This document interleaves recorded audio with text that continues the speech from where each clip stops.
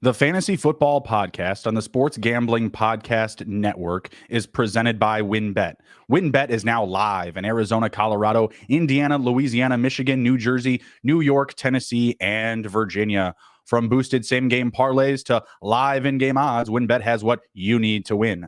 Sign up today and bet $100 and get a $100 free bet. That's at sportsgamblingpodcast.com/WynnBET. That's sportsgamblingpodcast.com/WYNNBET. All right. And welcome into the Fantasy Football Podcast presented by the Sports Gambling Podcast Network. I'm your host this evening. Joining me, as always, is my co-host, Andrew Raub. How are we doing, sir? Oh, man, doing fantastic. The NFL is a little drunk, and I needed to sober up a little bit here for us. But Yeah. very interesting day of games that we're about to get into here. Yeah, absolutely. I rather enjoy this week for the most part in fantasy wise. Big Bears fan, so Justin Fields, the arrival has been very pleasant. Man, if we just didn't give away like two of our best defensive players, imagine what this team could have been in the past 2 weeks, right? Absolutely crazy. So yeah, had some really bright spots, but also had some pretty low moments. Looking at you, Buffalo. Yeah, that was more betting. I mean, I had Allen in fantasy, and he was just fine. You know, got a couple of touchdowns still. I had Joe Mixon on that roster, so great. Another great Very moment. nice. Another great moment for certain. Historic indeed. Huzzah, Joe Mixon. Absolutely, it was some good stuff. Let's dive into it, though. You know, we've got a lot to get through here right now. We've got the Tennessee Titans and Malik Willis up. Dare I say, 14-9. You know, that would be fun. But, you know, also I have the Chiefs winning this game, so I don't need another Bills situation here. Would really appreciate it if KC took care of business. We'll come back to this, though. We got this game going on live.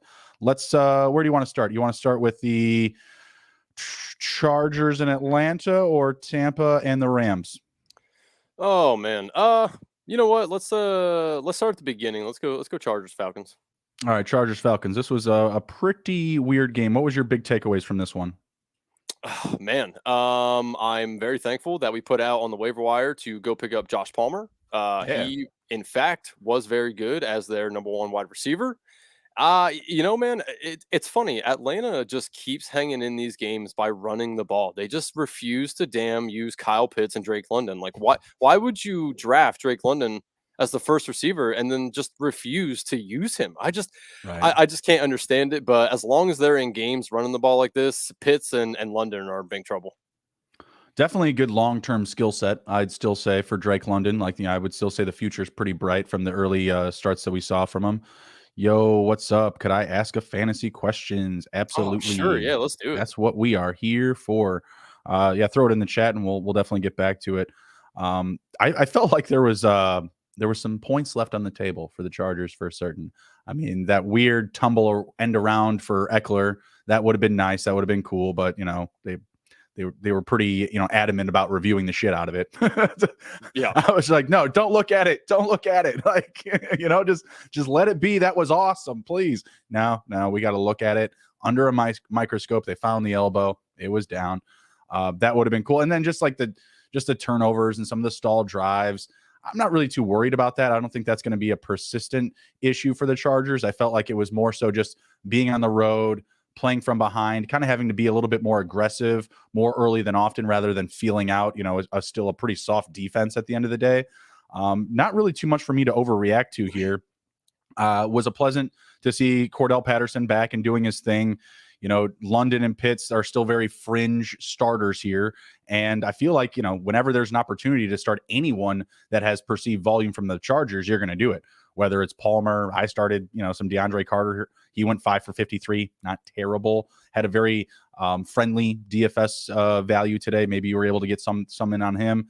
And Eckler's the RB1 right now. I mean, yeah. You know, it's funny. The Falcons, I just mentioned them running, and Tyler Algier much better on the ground than Cordell Patterson. Obviously, Patterson just coming back from injury, but they did use Cordell Patterson, you know, almost exclusively around the red zone. So that's good to see Patterson back in there, you know, getting the red zone work. But you know, Algier, do you think he's a possible flex starter if you need to, or would you rather stay away? I would probably like to stay away if I have, better options, just because I feel like Cordell Patterson will have more of a share in the rushing attack. You still have Caleb Huntley that's getting touches. You still have Marcus Mariota that's going to steal potential red zone takes to the house. I feel like it's pretty crowded back there. Obviously, there's going to be a lot of leagues where you can start them based off of your buys and your injuries. I'm down, just one league, Mike Williams, Rashad Bateman, Brees Hall, and now potentially Aaron Jones. And that's all in a matter of 2 weeks, So in a league like that, I'd be like, hey, give me some Tyler Algier. You want a 4th round pick? I'll take some Tyler Algier. So yeah, it's definitely circumstantial, but I don't feel like the confidence level is going to be very high unless you're in a situation where this guy's better than the waiver wire fodder, if you're in a deeper league. Definitely. We got some questions here in the chat. We'll come down to them. We got Ethan asking, should he trade Devontae Adams and Fournette for CMC and Kirk? I'm assuming it's PPR. If it is, I feel like it's pretty even. This is his team. He says that he has Chubb and Fournette, and his receivers are Higgins, Adams, and Mike Williams. I don't know if I really love that swap then, because I really love Chubb. I feel like it's pretty even. What do you think? I mean, I don't feel like either side is going to immensely win. I feel like Kirk is a better option than Fournette, and CMC is a better option than Adams. Yeah, I would say it's pretty fair. Man, you're just flip-flopping the depth chart, really. Like you're getting a little bit better value at running back than you're going to have at receiver with Williams hurt. Yeah, that's all you're really doing.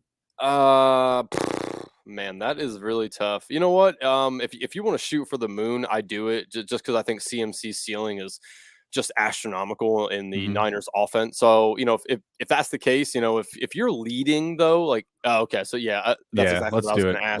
Let's do it. If you're 2-7, do it. Hello, Ray. I'm losing by 9.16 in a standard league. Derrick Henry, Butker, Chiefs defense, and Duvernay tomorrow, and my opponent has Kelsey. I think you should be okay. I would say you win. Yeah. Oh boy! Damn. It's quite the caption you got there. It's a dog with a guitar. I like it. I like it. Emerson had his dog on the show this morning. That was a beautiful pup. Beautiful pup. Let me say. All right. Anything else to touch on for the Chargers in Atlanta? The only thing really quick is, actually, 2 quick things. One, Josh Palmer, when Keenan Allen comes back, if Mike Williams isn't back yet, still a starter, you think? Yeah. For fantasy? Yeah. How can we trust Keenan Allen right now? Right. Yeah. Setback after setback after setback. Even if he's healthy, the first week back, I'm absolutely doing it. I mean, if we get Keenan back on the field and he's doing Keenan Allen things, then we should start to build our reservations on Josh Palmer. But right now, Josh Palmer and Gerald Everett should be the main desirable, assets out of that, receiving group, right? Like DeAndre Carter, again, 5 for 53 today. Not bad. Not going to be sustainable. Not going to trust it, right? People were picking up Michael Bandy like he was going to score a touchdown today. Guys, come on. It's going to be the Austin Eckler show. It's just going to be more and more Eck. That's what it's going to be. Definitely. The other really quick thing I wanted to hit on is Isaiah Spiller finally returned to the lineup here. He was 7 for 29, so pretty efficient on the ground, 4.1 average. I think he probably has overtaken Sony Michel already. I was kind of interested to see what the split was going to be between the backups here behind Eckler, because honestly, if Eckler ever goes down, whoever the backup is going to be pretty valuable in this offense. Of course. Just for the people who either have Eckler and want to, be safe about it and have his backup, or if you need some help, I would say probably Isaiah Spiller is probably out on a lot of waiver wires. I would potentially, look at picking him up. I wouldn't spend a lot of fab on him by any means, but I would potentially look at that. I mean, he's they spent the draft capital on him, and I do think that he would probably be the lead guy if Eckler ever went down. He should be owned. I mean, Eckler's handcuffed right now, whoever it is, and it's obviously looks like Spiller. Michelle only had 1 carry, Herbert 1. Obviously, Everett he had 1 designed one, but didn't go anywhere. I mean, 2-1. Eckler 14 carries, 47 yards. Spiller 7 for 29. Really not that much of a difference there. You could see him actually get some use, some sneaky usage. I wouldn't say reliable usage, but some sneaky usage. Yep. Next one up, we've got the Dolphins and the Bears. Oh boy. Do you remember the trade I made for Fields last week? Yeah. Pretty good. Hayden Hurst, Zay Jones, and Stafford. Oh my God. I'm rolling it like Scrooge McDuck. I'm just like rolling in gold coins right now. All Justin Fields shares. This game was awesome. I mean, to be perfectly honest, I don't think there were really that many takeaways for fantasy. There are going to be some tougher weeks for the Bears ahead. It does feel like Chase Claypool is going to help open up the game for Mooney and Kmet. That was, something that Emerson and I had gotten into on his show on Friday, kind of like instant reactions to the trades. It looked really good today. The QB design runs. Fields breaks a record for most rushing yards in a game by a quarterback. 178. Are you kidding me? Passing was there, 17 for 28, 123 yards. Obviously, you're hoping that gets better, but had 4 total touchdowns. He was coming off his best career game against the Cowboys. Goes over the top of that. Very anxious to see what he does going forward. He's been the quarterback 1 through the past month. Yeah.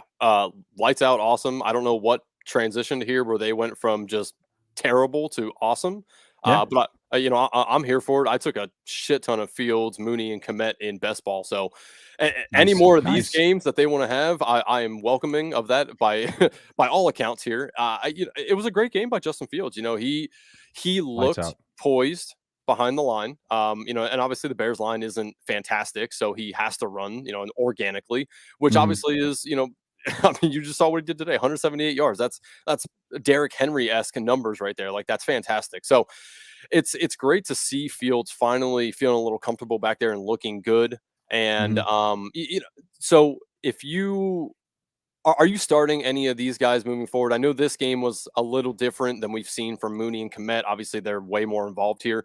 Are you starting any of these guys moving forward? I mean, obviously Justin Fields can be started now, but any of these other guys on the Bears that you really trust? I still trust the run game, and I'll start Chase Claypool now going forward. So Chase Claypool today had 2 catches for 13, had 1 rushing attempt. I will start him going forward because I trust that his familiarity in the playbook is going to grow.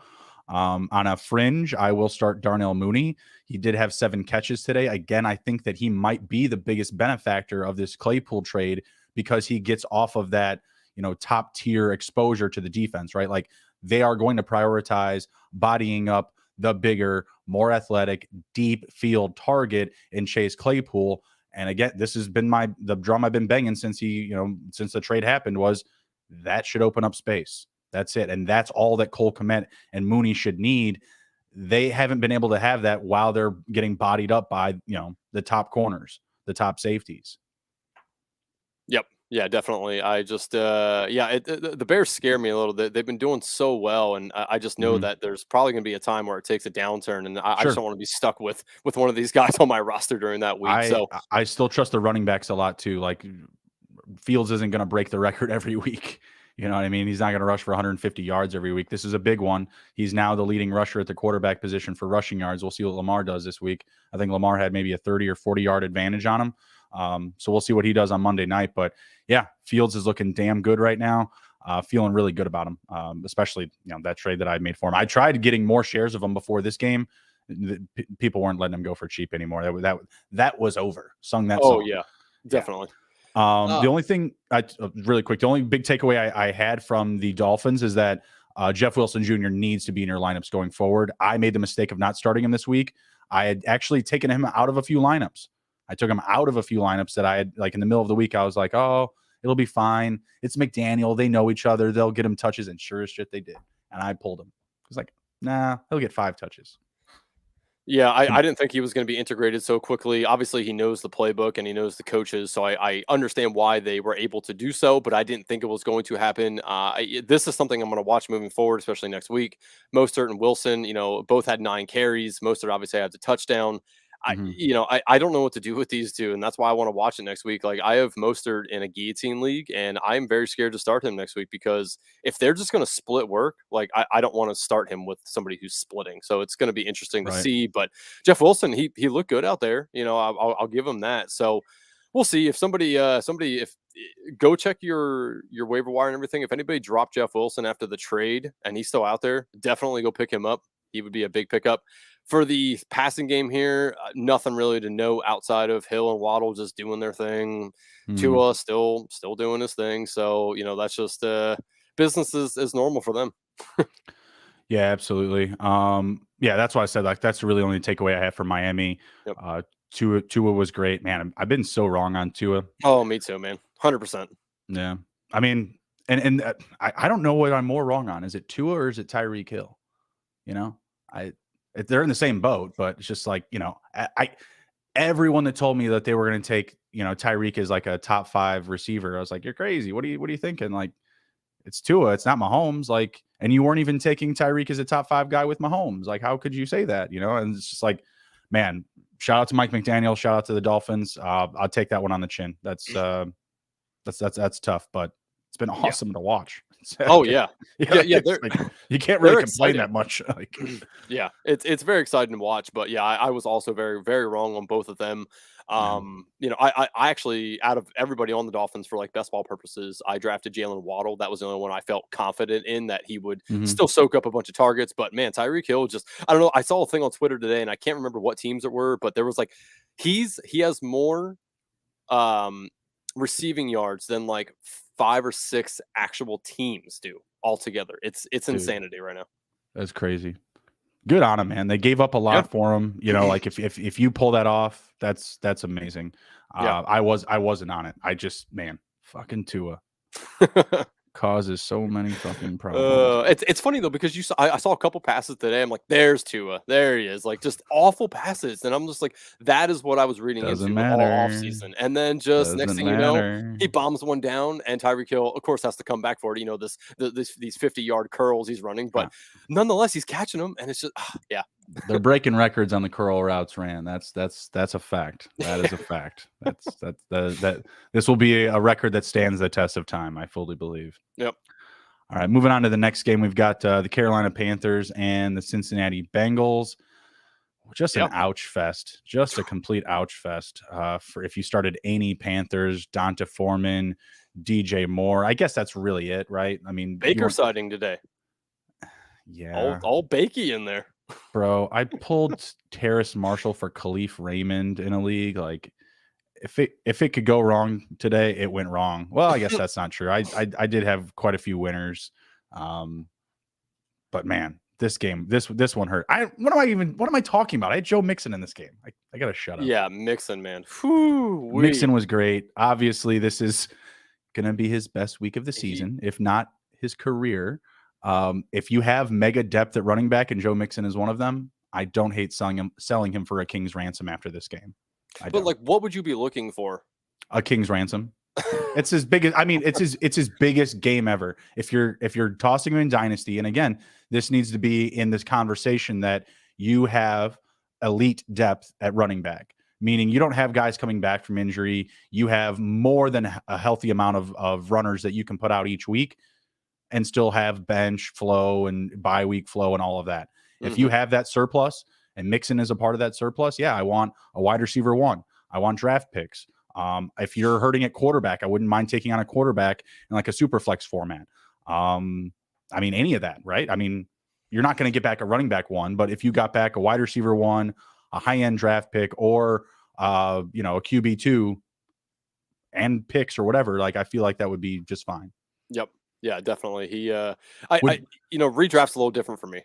That's going to be difficult. Yeah, I would honestly, if I'm the Mixon owner and I do have him in a few leagues, I'm not gonna sell him. He's catching the ball more than he ever has, and I mean, you just saw what we did today. 5 touchdowns in total. That's just fucking bananas. It's just awesome. Yeah, great day. He won me some decent money on Underdog Battle Royale. I took a shit ton of Mixon this week. Thank God. Oh yeah, it was nice. you. It was you. Nice. Oh, so nice. Yes. My Justin Fields lineup did hit. I will say that. Nice. Yes. Yeah. Yes. And I had who else? I had Etienne, Ramondre, Stephon Diggs, Mike Evans, and Zach Ertz in that one. So Mike Evans kind of dragged me down a little bit. Yeah. But yeah, Mixon, awesome.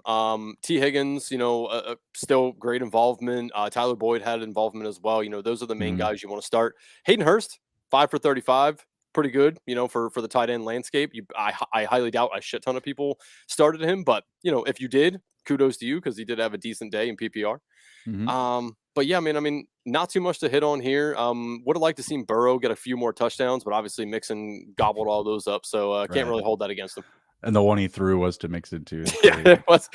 Which great catch by Mixon, by the way. I don't know if you saw that, like right on. His toes were right by the, right by the out of bounds. Yeah, fantastic. Yeah, well, they had called back the play before that, which was a touchdown as well. Yep. So we got lucky with that. Terrace Marshall. I mean, I think he was in your article last week for the waiver wire. No, I think that was the week prior. I'm pretty sure he was in. Whoever did it that week, I did not have him in. Well, it seems pretty reliable now. The box score is getting filled out the past 3 weeks. 2 touchdowns, 3 weeks. Yardage was there the week he didn't have a touchdown. Mm-hmm. I think he's a healthy buy option right now. Definitely rosterable. Yeah, potential. I mean, temper expectations because it is the Panthers yet, and they've played some good games, and they've obviously pulled PJ Walker. I mean, he was 3 for 10 for 9 yards and 2 interceptions. I can see why they pulled him, but we saw the Baker experience to start the year, and I'm not sure I want to buy into that yet or not. But I mean, I wouldn't necessarily buy into that. What I'm getting at is Terrace Marshall will be, he's a serviceable bench option in the sense that whoever's at quarterback, that whether the starting quarterback goes to garbage time or the bench quarterback gets on the field and they go to garbage time, because of how bad the team is, at some point he's going to get those touches. And they traded Anderson. They really don't have anyone else taking snaps behind DJ Moore. So that's really only where I'm at with it. Yep. Nope. 100%. All right. You had mentioned Hurst. Pretty solid. Yep. He's on pace for over 70 catches now. It's crazy. Yeah, not bad. Imagine what TJ not TJ Uzomzada. Jesus. Oh my God. Uzama. Yeah. Say, help me out here. CJ Uzama. Yeah. Just imagine what he'd be doing in this offense. we got Joseph Green saying, who would you rather have? Oh my God. Fournette. Fournette's going to catch more passes right now. He's attached to a much better quarterback, but I'm not really off of Najee. I actually acquired a few Najee shares in Dynasty. I bought the dip for this season. I'm hoping that'll come back around next season. I'm not expecting much from him. If he can get me 8 to 10 points, 7 to 10 points, it's better than some of my hurt players. I'll tell you that. Yeah. I think Najee's fine in Dynasty, but in redraft, I am all off Najee. I just don't see it. Yeah, no, Fournette's still the better option. Like you said, tied to a better quarterback right now. Going to still catch a lot of passes. Rachaad White's kind of been coming for that role. We'll get to that split later in this episode. Excuse me. Next up, we've got the Packers and the Lions. I stayed away from this game. I didn't bet it at all. Man, for good reason. My goodness. Aaron Rodgers. I don't know who this person is. I feel like he went to I don't know where you go when you take DMT, that parallel universe, but I feel like whatever Aaron Rodgers came back from the Joe Rogan trip isn't the same Aaron Rodgers. He's like, some version of him from some other universe where Aaron Rodgers throws interceptions and not touchdowns. What's going on here? Like 2 red zone interceptions for Aaron Rodgers. Like, first time he hit some dude in the helmet. He threw the ball right into the dude's head. And then he's on the sideline going, yeah. Like, who are you yelling at, bro? Yourself? It is awfully disgusting. I was on the DFS show this week, and Aaron Rodgers was my DFS pick. And man, it didn't even take 1 quarter for me to realize I had made a terrible error. Aaron Rodgers if he was going to get right, it was this game, and it's just not happening now. The Packers are dust. Aaron Rodgers, dusty. I can't trust anybody on this team. If Aaron Jones is not hurt beyond next week, I will continue to trust Aaron Jones because I think Aaron Rodgers trusts Aaron Jones. Outside of that, though, I don't really want to trust anybody. Allen Lazard had I think he had 9 or 10 targets, 4 receptions, 87 and a touchdown. He can be in your lineup as well, but I mean, again, temper expectations. You just never know what's gonna happen with this Packers team. And kudos to the Lions, man. The Lions have been getting smoked. And for them to come out here and show that they aren't afraid of Aaron Rodgers after Aaron Rodgers has just murdered him or murdered them his entire career, kudos to the Lions, man. Good for them. Yeah, as far as like a game, like being a fan watching the game, I'm a Bears fan, so anytime the Packers get shit on them, I'm down with it. Certainly helps our chances in the division. Yeah, Rodgers is a shell of himself. Jared Goff was okay, but he's not someone that you're instilling a ton of trust in. Yep. I'm really praying that Aaron Jones is going to be okay. I cannot take another significant injury. They said ankle injury, correct? In a walking boot, I'm pretty sure. But here's the weird part. When he was going off the field, he was literally running with the coach who was going back with him. Like, I'm like, all right, he's going off the field. Like, maybe something happened. You just need to get retapes. Anything weird, right? And then they're like, oh, yeah, he's questionable to return with an ankle injury. I'm like, I just saw him running off the field. What the hell do you mean an ankle injury? It makes no sense. So I'm not sure. We got to keep close tabs on that because A.J. Dillon could be very fantasy viable here. And I just dropped him in a league last week. And, yeah, sad face. I need a drink. Yeah, this Packers offense is brutal. And honestly, like the opposite side wasn't really that great. Like, why are they putting DeAndre Swift on the field if he's not 100% healthy? Like, you have talent.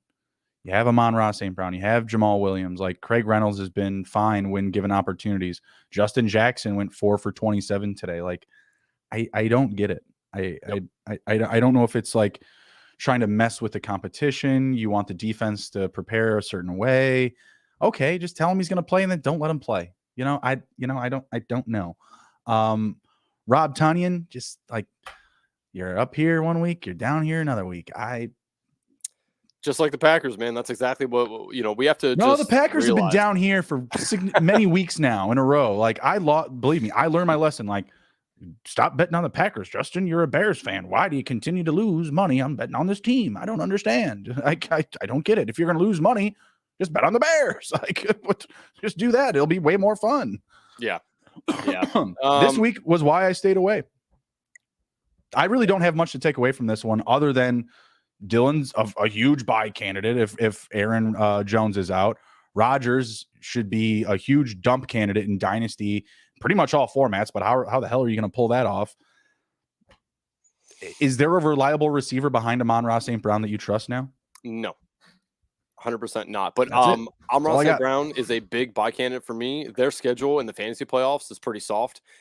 He's obviously going to soak up the targets. No Hawkinson there. I would definitely go buy Amon-Ra St. Brown. I went and traded for him in a league this week that I am 6-2 in.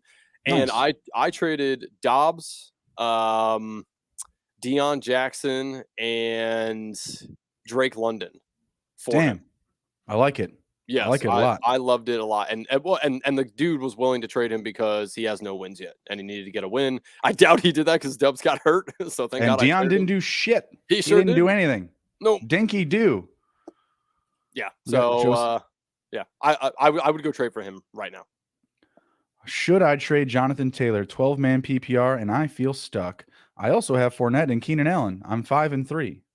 Well, good for you. Good for you. First off, you have Keenan Allen and Jonathan Taylor, and you're 5-3. So let's just for you right now, Joseph. That's awesome. Man, the problem is Taylor's. What are you going to get? Like, very valuable. That's the thing, right? Like, it's like, what are you going to get? Man.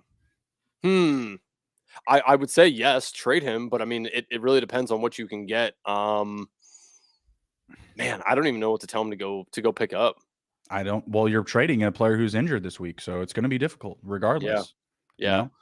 Go to somebody who's got bulk. Whatever you need to bulk up on. Whether if you need receivers, all right, then go to the guy who's got receivers and start feeling them out. Go after not his top guy, maybe his second top guy. I mean, like without other information available, like he did say it's PPR, but still, like. It's tough for us to say. I think we would both be willing to sell him. I think that's at least as much as we can say. Like, we're willing to sell him. It's going to be up to you to kind of dictate that market price in your league. And you know what? The easiest thing to do, go into your league chat and say, hey, guys, Taylor's available. Yeah. Don't sound desperate. No. Just say, hey, for the right offer, Taylor's available. Yep. Yeah, that's it. Agree. That's how I got Patrick Mahomes this week. I gave up the house for him. That team has Joe Mixon too. It's doing just fine. Nice. Just fine. Very good.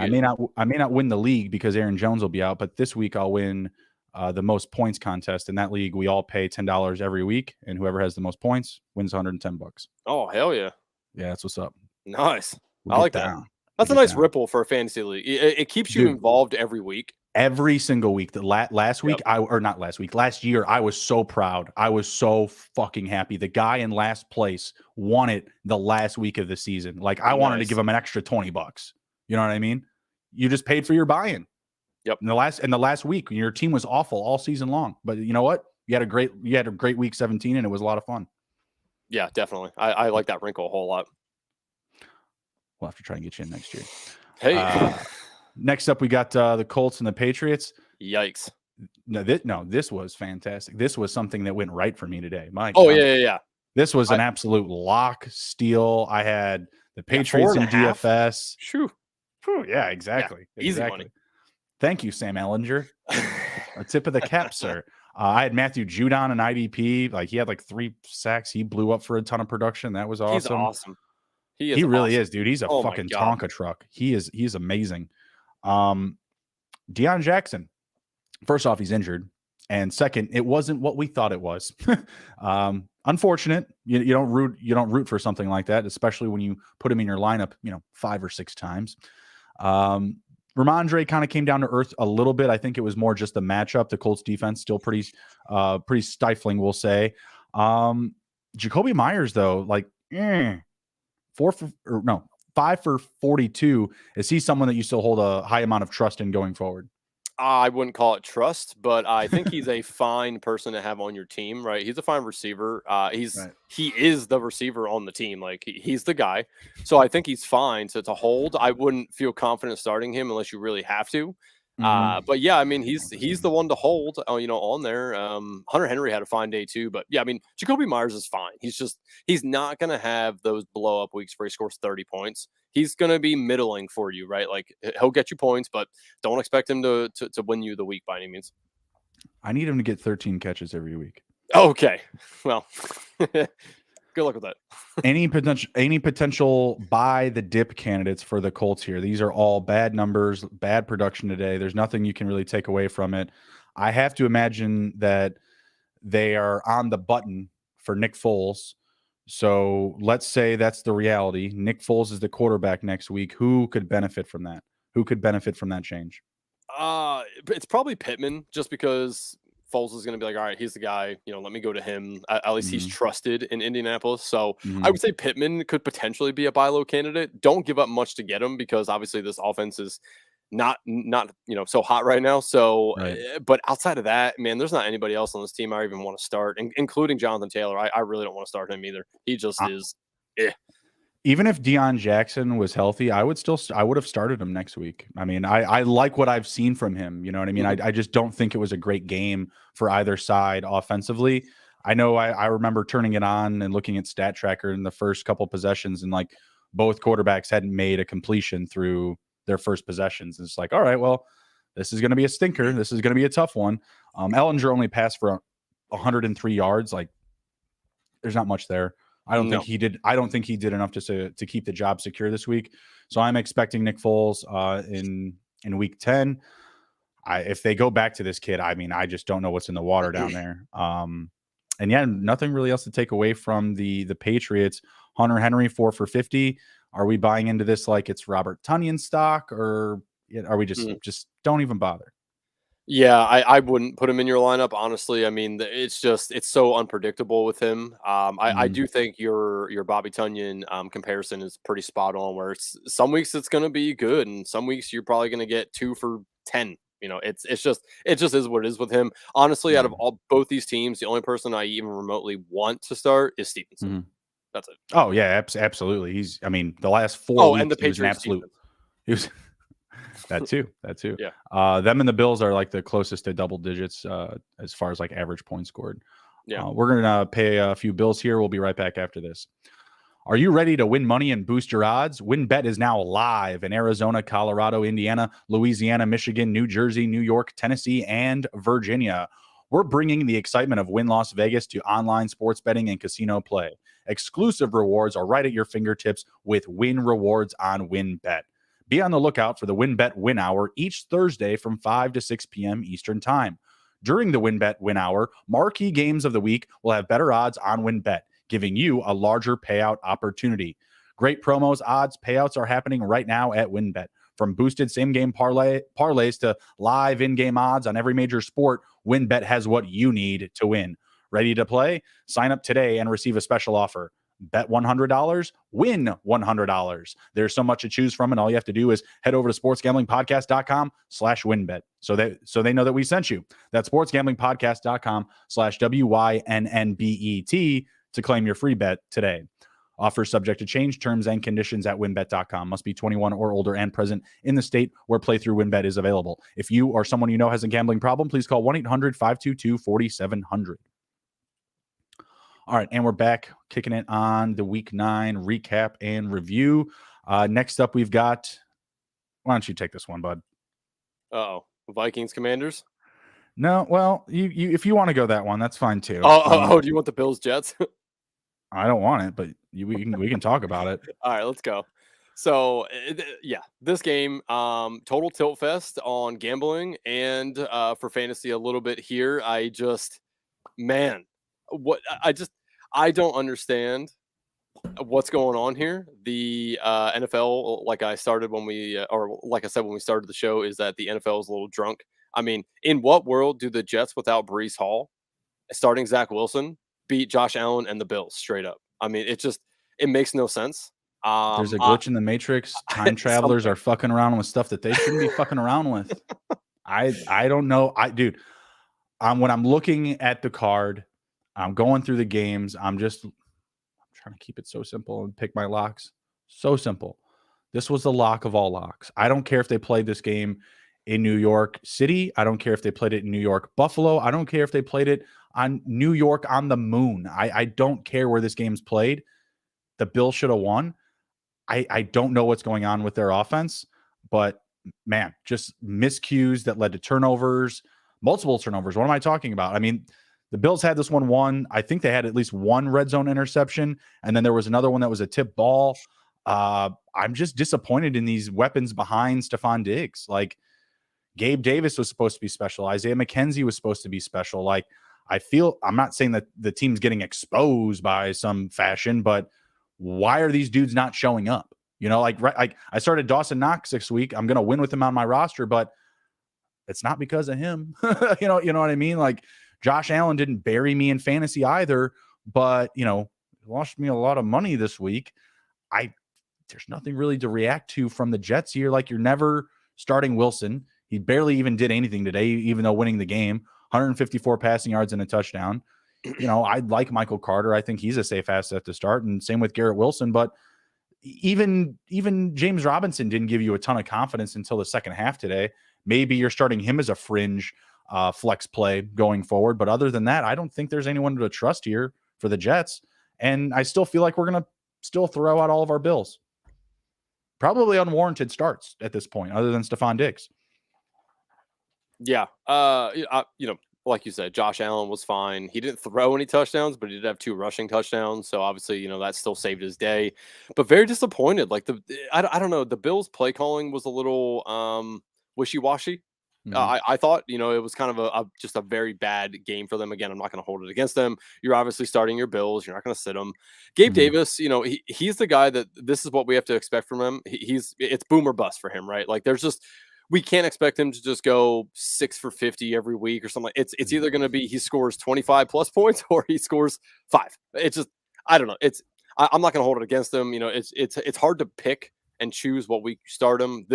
I would have definitely told you to start him this week. I felt like he could have had a very big game, but is what it is. Outside of that on the Bills, I don't really want to start anybody that's outside of Allen's, Diggs, Davis. Singletary can be started. He's fine. Obviously This wasn't a good matchup. No, yeah. It's a running back on a very good team. So obviously you're going to want to start that. What about Dawson Knox for you? Where is he sitting on your tight end rankings? Like, is he a fringe one? Is he solely 12 into through 15? Yeah. Okay. Yeah, he's hard to trust. Again, he has those. Scored a touchdown last week, unlike in the first quarter. You know what I mean? Like, that's more than likely going to continue to be his narrative. Great weeks for your team when he scores a touchdown. Risky and unsafe play, when he's not finding pay dirt. So this is a week he didn't find pay dirt. I'm starting him in a league where I had him and David Njoku. I faded the position, waited on it super late. I got him and Njoku. It was a great deal for me to start. Njoku gets hurt, and now I just have to put out Dawson Knox because potato chips. That's it. Breadcrumbs are left. That's about it. So, yeah, oh boy. Yeah, it's really tough game for me. And honestly, man, I wasn't even sweating. I wasn't even blinking. Bills are going to be fine. Bills are going to win. Oh, the Jets went up by 3 with under 2 minutes. I swear to God, I wasn't sweating. I wasn't standing like at the TV, uncomfortably walking around like I am for like every other Bears game. No, they're fine. They're the Bills. They're the Jets. They're going to lose. Wrong. I told somebody to go check in on Gary V. No one was checking in on me. That was bullshit. He man, it's awesome to see Gary V in the stands, just shouting receipts, and oh man, it's awesome. It really is. I particularly love the video where have you seen the Tom Brady one? I've talked to Emerson about this before, where the guy comes home. It's the guy that did the 0-5 TikTok video, or is like, I'm 0-5 and I pay my living by fantasy football. Have you seen that video? Mm-mm. I got to send it to you. It's super funny. But he does another video where like he's Tom Brady and he comes home and Giselle's there and he's like, what are you doing here? I thought you left. And she sees some like, oh, I want you back. She's like, you chose the footballs over the family.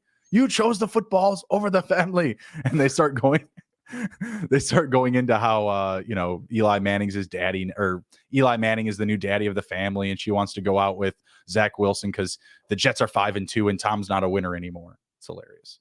Jesus. I only date winners, Tom. He's like, I am a winner. I'm the GOAT. It's like, no, you're not. The only thing on this game is, Garrett Wilson, again, had a good day. I did have him on the waiver wire article because I did see him in about half my leagues. People dropped him like a week or two ago before his big game. Yeah. So, but put him on there. Hopefully people picked him up because, again, 8 for 92. That was very good. Outside of that, that's pretty much it in this game. Michael Carter had a nice game too, but it's a little hard to trust, especially with James Robinson there. And if he gets more acclimated into the lineup here, I think that could be potentially bad for Carter, but we'll see. James Robinson did have a touchdown as well, so they both did find pay dirt.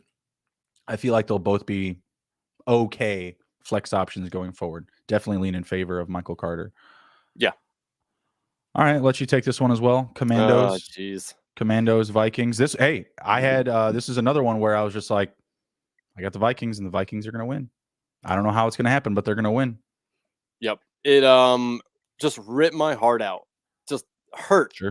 As a fan, up 10, and just the momentum's there, and then you have the Heineke pick, and then it just all went downhill from there. It was so hard to watch. Ride or die. Man, knowing that they should have won this game, bad play call or bad clock management by Rivera, an unwarranted challenge cost them a timeout. The penalty where the dude went on the wrong side of the snapper for the field goal at the end of the game, just so many things. It's exactly what I expect from the Commanders. It's just that they just piss away games, and it was hard to watch as a fan. But for fantasy purposes, Cousins was. He was okay. 2 touchdowns, interception, 265, through the air. It was all right. Dalvin Cook, Dalvin Cook kind of is, you're going to take some lumps with Cook, right? If the passing game is going pretty well for the day, Cook is going to kind of fall behind a little bit. Obviously, he did catch a touchdown, but on the ground, 17 for 47, that's not very good. That's 2.5 average or 2.8 average. Like, you're not going to not start Cook, but again, you have to recognize that he's not just going to be lights out awesome all the time. Justin Jefferson, on the other hand, you can never bench him. I mean, it's not going to be an option. Of course not. Of course not. It's just, you can try to get off of him. Yeah, that's what I was going to say. Is you can get off of him maybe, but you there's no way to avoid a Dalvin Cook collision with a bad week. Like, you just take it and you move on to the next one, and next week he'll have a touchdown. Yep. Yeah, definitely. Oh, he did score a touchdown this week. He had a receiving touchdown. Yeah, he had a receiving touchdown. About? Yeah. He was fine. It's just that his ground game has not been what I would expect Dalvin Cook to have done, especially at this point in the year. But it is what it is. So he's a potential trade candidate for me because you could get a decent amount for Dalvin Cook. I mean, just off of name recognition. Right. Justin Jefferson, though, awesome. 7 for 115 and a touchdown. He was great. TJ Hawkinson, this is something I was very interested in seeing how they were going to integrate him so quickly. And damn, did they do that, because 9 receptions for 70 yards. If you have Hawkinson, he is just an automatic start with Jefferson on this team. Adam Thielen, again, just middle of the road for you. I would definitely sell Adam Thielen. You're not going to get many opportunities to do so moving forward, I don't think, especially with Hawkinson there. So 3 for 67. I would sell him personally. I'm trying to get him. I'm trying to, and I'm in a win now league where I'm just losing bodies, like I'm taking on water. I will take him. I will. Like 3 for 67 is better than throwing out Deion Jackson right now. You know what I mean? Like throwing out a fringe waiver guy. You know what I mean? Like I'm serious. Like if you're trying to win right now, I don't hate buying low on Adam Thielen because he's getting snaps. He's going to be on the field. He's still a good blocker, has that experience. You know what I mean? Like I'm not like trying to give like some overwhelming assignment of him, but I'm just saying like if you're, in a pinch on your budget, maybe you've given up all your picks like me and you're down to, trying to trade Rashad Bateman for Adam Thielen. I don't know. Yep. Yeah, definitely. I've tried that one. It didn't work. Thanks, Mike Rob. He says, stay strong, Andrew. Daniel will be out soon. Hopefully the team becomes competent with new leadership. Any particulars on a new leader that you would like to run the mothership of the Washington football team? So there's 2 fun ones that I would absolutely love, and that would be Peyton Manning, because he did express concern or interest in owning a team. So that would be awesome. Even if he would team up with somebody, I'd love it. I probably wouldn't even care who it is, because obviously Manning knows football, so that would be awesome. But the other fun one, and because he's a fan and has a boatload of money, is your boy, Dale Jr., big Commanders fan. Lots of money. Would love to see him buy the team. Would love to see him buy the team. That would be awesome. Is he a DC fan? Oh yeah. Yeah. Yeah. He's a big fan. And I know I told you I was trying to get him on the show and stuff, and that was something I wanted to talk to him about is about the Commanders. But I would love to see him throw a bid in. Unfortunately, I did see that I guess tomorrow Jay-Z and old Amazon Papa there, Bezos, are planning on offering a bid. And if anybody has money to buy the team, it's definitely Bezos. So we'll see. That is about the second tier down from Dan Snyder is Bezos in my eyes. So Bezos has a pretty big pad here in like the DMV, and Amazon is big here. They have a new headquarters here, so that it's gonna probably gonna happen. He has, we have Amazon Prime Thursday night games. Is that not a conflict of interest? I know he's not fully in Amazon anymore. His shares have been bought. No, I don't think so. No, if anything, that field is going to be like Amazon Field. I mean, you know what I mean? Like it's going to be like a TNF hub. Like they'll probably have like TNF specials there. You know what I mean? Why not? I don't care. He's going to rechange the name to just the Washington Primes. It's just, Imagine if one of these dudes made them the Washington Sentinels.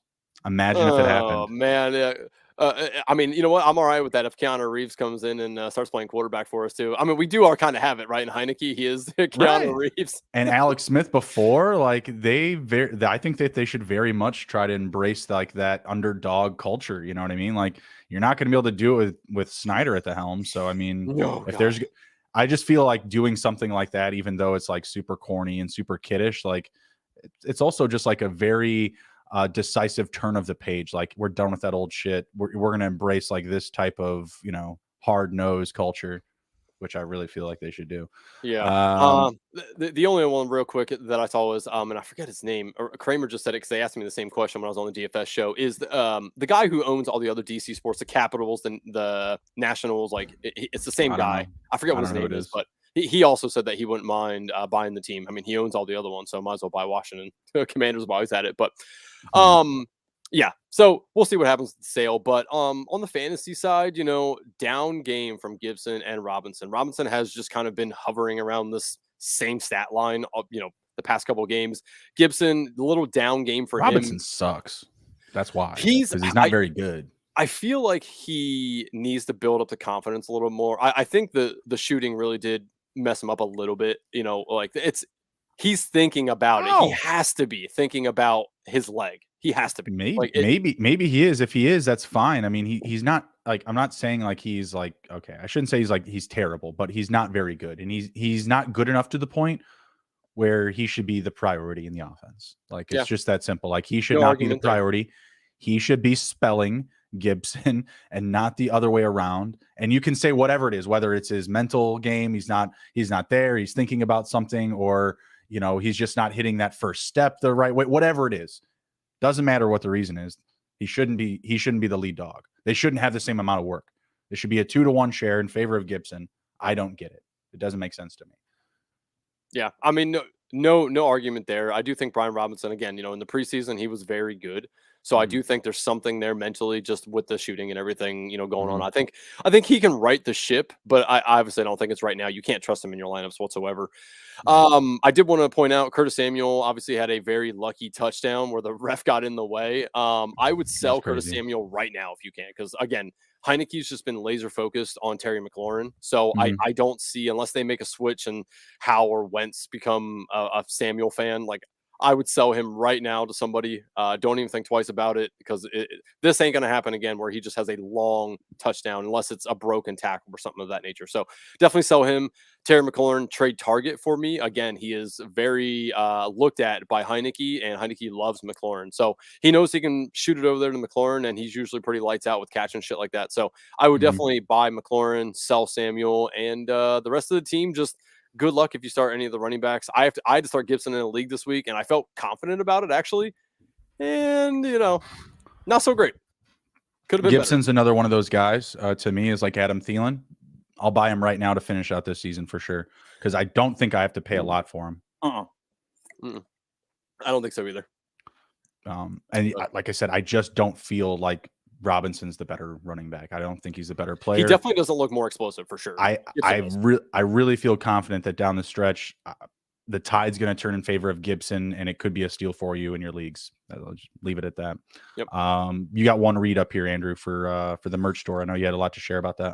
Yes. Hold on. Let me pull this up here. Sorry. Yeah. So, I mean, the merch store receipts.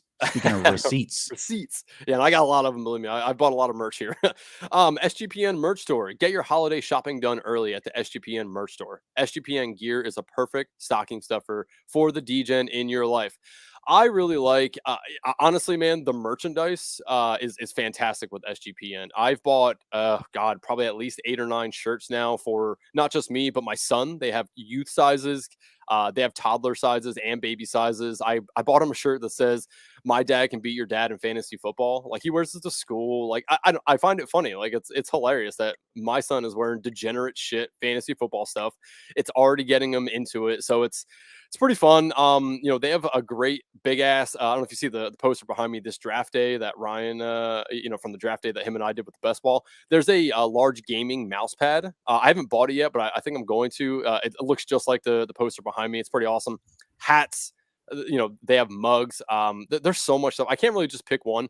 I did want to point out, though, because I don't think a lot of people saw it because it was a new product of this year, but they have what's called the Sunday edition shirts, which is like, depending on what team you like, they have a slogan below it, like "Take Command" is Washington's, the Saints is NOLA, "Bolt Up" for the Chargers. So there's so many cool shit here. And, right now until Thanksgiving, you can get 10% off when you use the promo code. And it's the best promo code ever. Dallas Sucks. That's right. Dallas Sucks. I'll spell it for you just one more time here. DALLASSUCKS. That's Dallas Sucks. That's store.sportsgamblingpodcast.com. Store.sportsgamblingpodcast.com. Promo code Dallas Sucks. I love it. All right, let's get back into our recaps here. We got 3 games left as Kansas City is just trying to blow this game. It's oh my God, I know. That's just magical. Thank goodness the Bills crushed me earlier, because if it was Kansas City that crushed my 5-leg parlay, then really would have been broken. And Butker missed a 47-yard field goal. Yeah, great. I was about to say that. God dang it. One fucking foot to the right. Come on, Butker.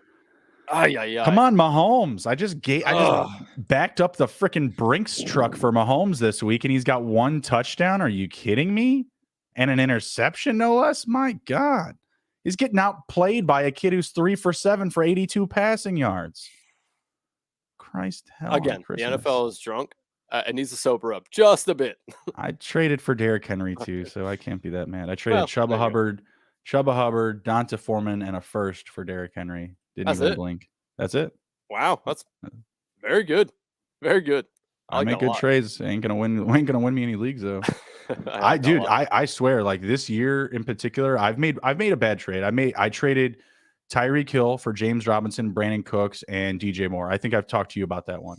And when I made the trade, it felt great because Tua had just gotten hurt. Skylar Thompson was the guy. We had no idea what was going to happen. Tua was fine. Yep. And Yeah. it just, and I was just low on Hill, period. You know what I mean? Yep.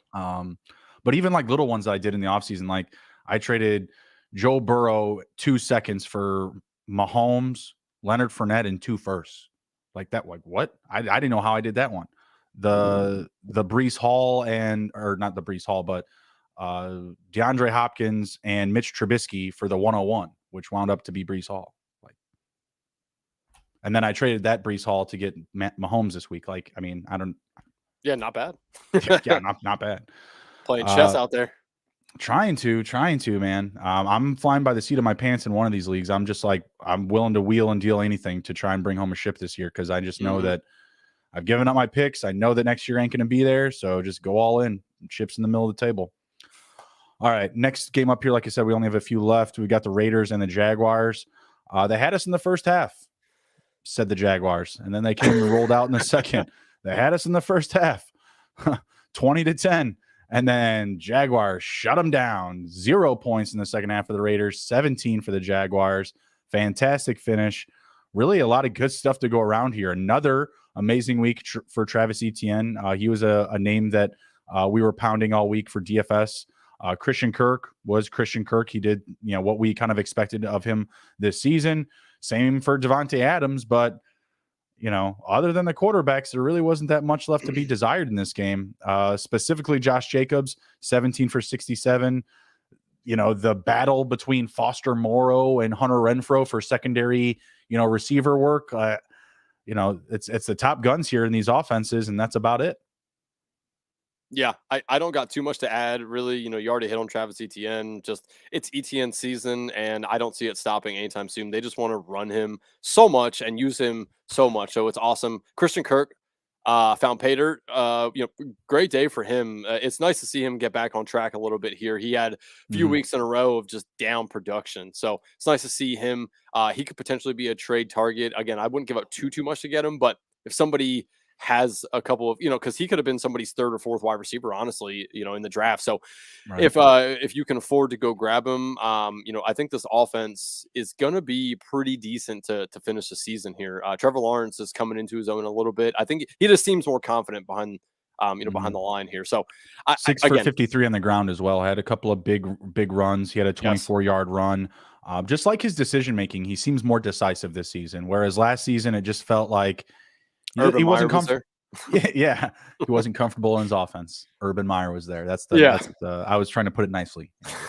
But yeah, he seems way more decisive this season. The ball's coming out of his hands clean. When he needs to run, he runs.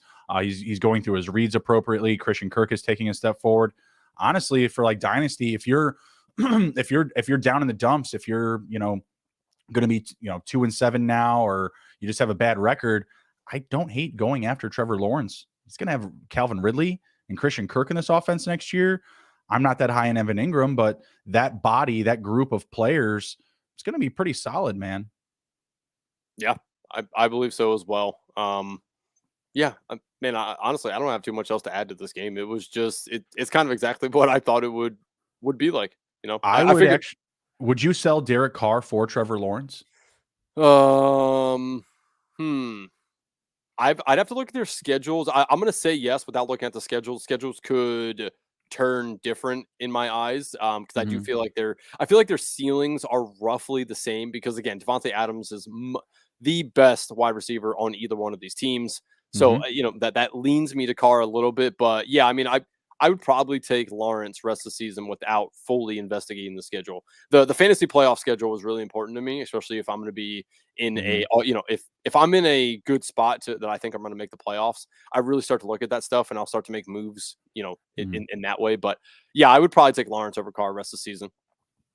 Yeah, I would definitely like him for this season and going forward. I mean, the Raiders need to make another move. Like what they have is not working. You know what I mean? And it's kind of surprising to me that they didn't move off of Darren Waller. The Packers were very interested in him. They wanted him originally in that Devontae Adams trade. That didn't come to fruition. And then they were trying to pull on him at the deadline. Still no budging. I feel like this offense is missing that next weapon. And I think a lot of us assumed it would be Hunter Renfrow still. right? Yes. Like you just look at what he did with no other talent around him on that roster, right? Like I just don't understand why they can't make it work. I'm not sure if it's, because Adams is there and all the priority is on him. I don't know if it's the offense. I don't know if it's the scheme, if it's deprioritizing, his skill set or just his opportunities. I don't know. I can't put a finger on it. But if I'm the Raiders right now, I mean, I would probably be looking on to move on from Renfro because you're going to wind up having to pay him. Mm-hmm. Yeah, it is very odd to see Renfro just have just a piss poor year. How do you go? It's all season. He's polar opposite from last year, so it is crazy to see. And I'm sure he's probably going to have some games throughout the rest of the year where it's like, okay, Hunter Renfro's pretty good, right? But you just can't trust to start him. You just can't. Yeah, but I don't disagree. Yeah. All right. Next up, we got the Seahawks, the 6-3 Seahawks, 31-21 over the Cardinals. Geno Smith just keeps wheeling and dealing. Also, Kenneth Walker. Man. Kenny Walker, ETN, and Ramondre Stevenson were my big guys this week in DFS. They did not disappoint. Ramondre did the most, but he still was productive. Kenny was great again, 26 for 109, 2 rushing touchdowns. Geno, 26 for 34, 275, 2 passing touchdowns. If you can make trades, like you got to keep going after Geno Smith right now. Yeah, man. I just hate. I just feel like I feel like the time I buy into Geno Smith is when it's going to all just go to shit. But why would it go to shit at this point? Like, what's going to make them go to shit? What's going to make them caca? I don't know. They just seem a little. Okay, it's not luck, but they seem lucky to me. It's just this roster, how it is, should not be with Geno Smith at the helm. Should not be doing what it's doing. I know it is. It's just really hard for me to want to go buy these guys outside of Ken Walker. I joke with my buddy all the time. I'm like, yeah, Ken Walker's a little overrated. And he's like, what the hell are you talking about? I'm like, I just like to pull his chain. But Ken Walker's actually, he's actually doing very good. The usage for Ken Walker is what makes him awesome, right? 26 carries. Like that is elite amount of volume right there. Also just the situation though. Like let's be real. Like Breece Hall, like he was looking good before he got hurt, but they weren't giving him that type of volume. You know what I mean? Like he wasn't getting that type of treatment there. Based off of what I've seen from Ken Walker and the offense, he probably should have been the 101 over Breece Hall. Not based on their skill set. Like I think that they're both very good, and Breece Hall may be the better running back talent, athleticism wise. But the situation on top of that, Ken Walker's is much better, much better. Yeah. No, I agree. And tough to anticipate. Everyone's thinking like, oh, Zach Wilson is going to take a step forward, not into your mother, but on the football field, we swear. Didn't really happen. Like everyone's like, oh, all these weapons, look what the Jets did for Zach Wilson. He's going to be so great. He wasn't. I don't think either of us bought into Zach Wilson this offseason. No. No. So yeah, Geno Smith has been still to this day surprising, but you just look at what these guys have done. Metcalf, Lockett, they both found pay dirt this week. Each had 5 catches. Noah Fant was relevant this week, 5 for 96. I'm not interested in buying Noah Fant. I am interested in acquiring more Metcalf and Lockett shares. So if those are available, I'm with it. Zach Ertz, D-Hop, Rondell Moore, they all continue to be fantasy relevant. I don't think either of us can say that any 3 of those guys should be benched going forward. No. They should all be active starters. Yes, correct. I agree 100%. We knocked it out of the park this morning on the preview show with Rondell Moore versus Khalil Herbert. That question was asked like 3 or 4 times. Wow. We gave Rondell Moore every time. Oh, yeah. Anything else to take away from this game? We only got 1 more left. No, I don't think so, man. It would have been nice to see DeAndre Hopkins continue to be fantastic. The last 2 games, he's just been lights out. And this game, 4 for 36 and a touchdown. It would have been cool to have, because I did take him a lot in the underdog battle royales as well. I expected a much bigger game from him, but I think you hit everything else, nail on the head, man. Like the guys that you want to start are pretty clear on both teams. Yeah, I'd say so. I don't think that you're dipping for Noah Fant going forward. I think this was more of just the week to make haste. Correct. Yep. Tom Brady won today. He won. Yeah, Giselle let off the curse, I guess. 58 pass attempts for Tom Brady. I've been saying this for multiple weeks now. The volume keeps these guys alive. Chris Godwin, Mike Evans, never should be a question in your mind to start him. Leonard Fournette, while he can't, I shouldn't say he can't run. They are not running the ball. They are not running the ball on the ground. Fournette's floor is still safe. He's still catching passes. He was 5 for 41 this week. Really the only value that he had. 9 carries for 19 yards. Rachaad White went 8 for 27. I feel like we're in a dead split here.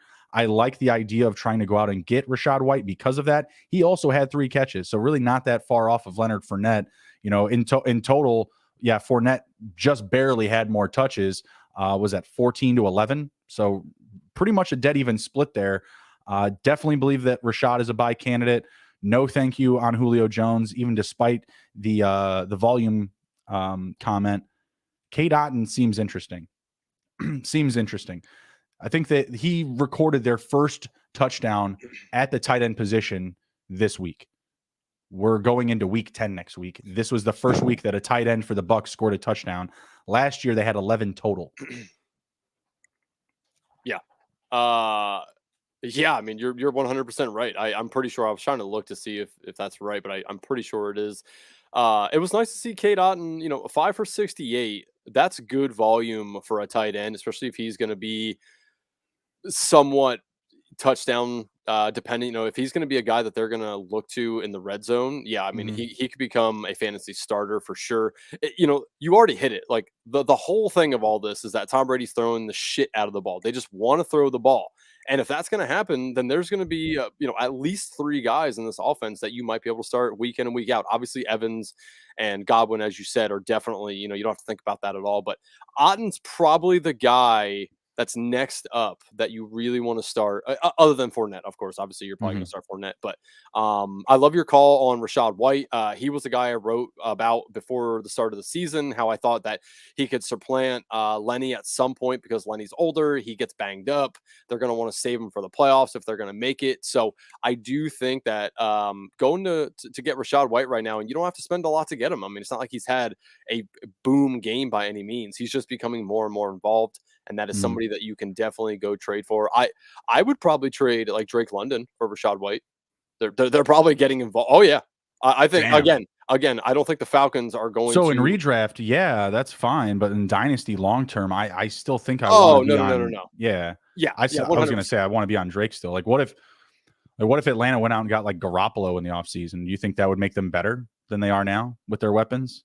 I got to imagine that Pitts and London look better with Garoppolo under center. Oh man, that's a tough one. I kind of think the coaching staff makes Garoppolo better right now for fantasy purposes, right? I'm not sure if there's a guy that can make a quarterback look good. Is it not Arthur Smith, Ryan Tannehill, Marcus Mariota? He's a quarterback revivalist at this point. I guess. Marcus Mariota is a top 10 quarterback in fantasy. Yeah. So was Ryan Tannehill his first year with Tennessee. Arthur Smith, I don't know what. Yeah, I guess. Performing CPR on, dead quarterbacks. You know what I mean? I don't know what it is. Yeah, I again, I don't have such a strong take with Arthur Smith. I don't know if I would do that personally if I was them. Like, I don't know if I'd go get Jimmy G to save our team here. Honestly, like you might as well just keep on keeping on with Marcus Mariota. At least he can use his legs. That's true. And that's pretty much been the identity of their offense this season. Back to this last game here with the Rams and Bucks. There's no one to trust on the Rams other than Cooper Kupp.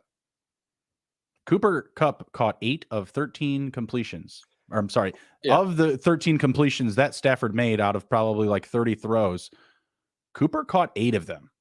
What? Yeah. On his hurt foot. Yeah. That's right. Yeah. He's hurt. He's hurt this week. Right. What the hell? Sure. No Tyler Higbee. I don't know if Van Jefferson suited up. This was not a game that I watched. He was in there and he dropped. He had an egregious drop. Very bad. And I'm like, well, there goes Van Jefferson. He's off the fucking team. It was terrible. It was very bad. It was Allen Robinson had a very, very, very nice catch. He didn't have a good fantasy day, but he had a really nice catch. Not saying that you should put him in your lineups, but he did at least show that he can still catch some contested balls. But yeah, man, you're right. Like, there is nobody on this team I really want to start other than Cooper Kupp. I put in Allen Robinson over Darrell Henderson. I feel dirtier about it now because they almost have exactly the same production. It's like 5.4 to 5.6 fantasy points in like, pretty traditional scoring leagues. It's disgusting. Yeah. It's disgusting. Yeah. Makes me sick. And yeah, Darrell Henderson, 12 for 56. Like, what?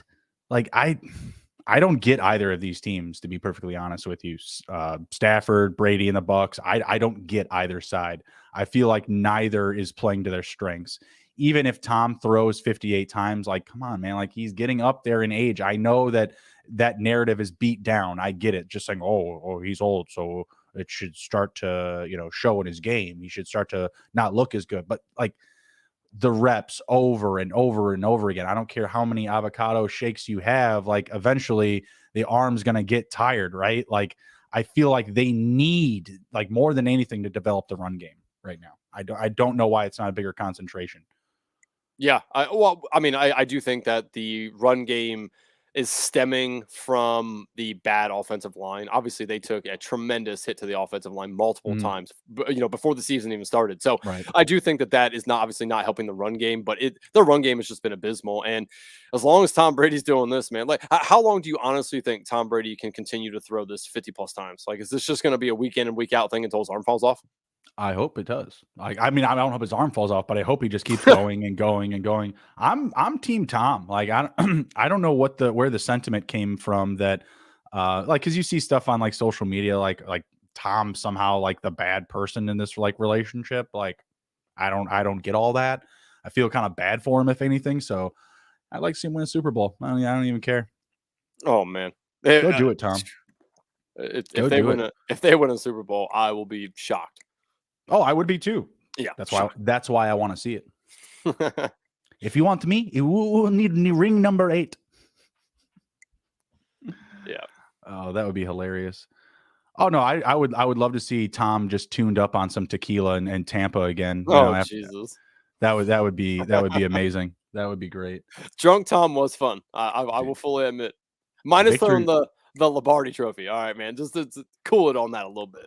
Worse things have happened to better trophies. The things that have happened to the Stanley Cup are like atrocious. Lord Stanley's Cup. Dude, that thing's been at the bottom of so many summer pool parties. Are you kidding me? Crazy. Yeah. All right. Anything to wrap this up with other than they are who we thought they were, the Tennessee Titans. What is going on? Yeah, 17-9 beating the Chiefs. Like Andy Reid off the bye is the automatic play for betting, and not doing so well right now, Bob. So were the Bills versus the Jets on the moon. That is very true. Yes, that was one of my best bets this week. They just lose outright. Oh, killer. I'm dead. Good punt by the Titans. Pinning them down inside their 10. All right, 90-yard pass to Kadarius Toney. Oh, I'll take it to Kelsey personally, but either way. Oh, I bet you would. I bet you would, Andrew. I would. I need it too. I'm not even trying to play around. I need that touchdown to go to Kelsey as well. Oh, that'd be nice. Yeah. All right. Well, we're going to head out. Take care, everybody. Be well. We'll be back next week with more reactions and more fantasy football analysis right out of the getting our instant reactions to every week's action.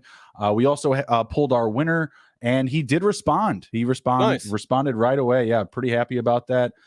Michael Nelson of the great state of Arkansas, lifetime. Arkansas.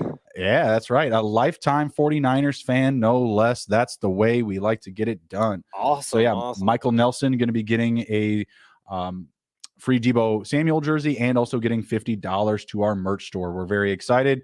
We appreciate your support.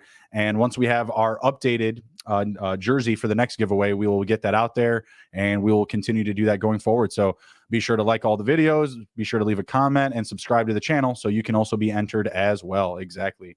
Get down there. And also don't forget to download the episode and leave us a positive review. Let us know what we're doing right, what we're doing wrong, and we'll make sure to, make the appropriate corrections going forward, just like any good fantasy football team needs to do. All right. Take care. Be well, everybody. Be good. If you can't be good at it. We'll see you.